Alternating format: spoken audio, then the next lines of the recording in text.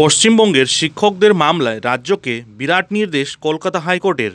বন্ধুরা, আপনারা জানেন 2022 সালের 29শে সেপ্টেম্বর থেকেই বন্ধ রয়েছে পশ্চিমবঙ্গের শিক্ষক বদলির পোর্টাল উৎসশ্রী, যে কারণে আটকে রয়েছে পশ্চিমবঙ্গের সব স্তরের শিক্ষকদের বদলি।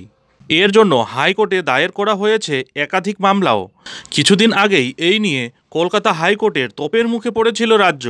অনলাইন পোর্টাল বন্ধ থাকায় শিক্ষকদের অফলাইনে বদলির আবেদন প্রক্রিয়াকে আইনি বৈধতা দিয়েছিল কলকাতা হাইকোর্ট। কিছুদিন আগে এই সংক্রান্ত একটি মামলায় বিচারপতি রাজশেখর মান্থা নির্দেশ দিয়েছিলেন, পোর্টাল বন্ধ থাকলে বদলি প্রক্রিয়া থেমে থাকবে এমনটা হতে পারে না। পর্ষদকে অফলাইনে বদলি আবেদন গ্রহণ করে তা কার্যকর করতে হবে। এরপর এই সংক্রান্ত মামলা চলে যায় বিচারপতি অমৃতা সিনহার এজলাসে।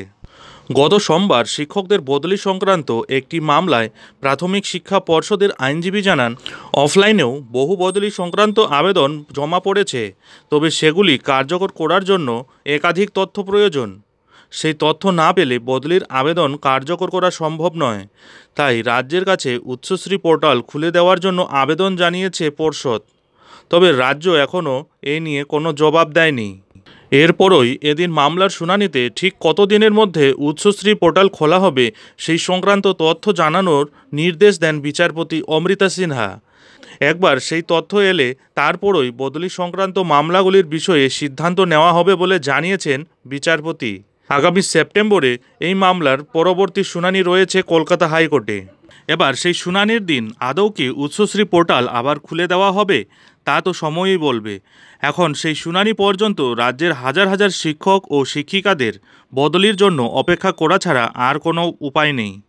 যাই হোক বন্ধুরা, এখন এখানেই শেষ করছি। এই ধরনের গুরুত্বপূর্ণ আপডেটগুলি ঠিক সময় মতো পেতে অবশ্যই চ্যানেলে চোখ রাখুন, এবং ফেসবুকেও এই ধরনের আপডেট পেতে হলে অবশ্যই আমাদের ফেসবুক পেজটিকে ফলো করে রাখুন।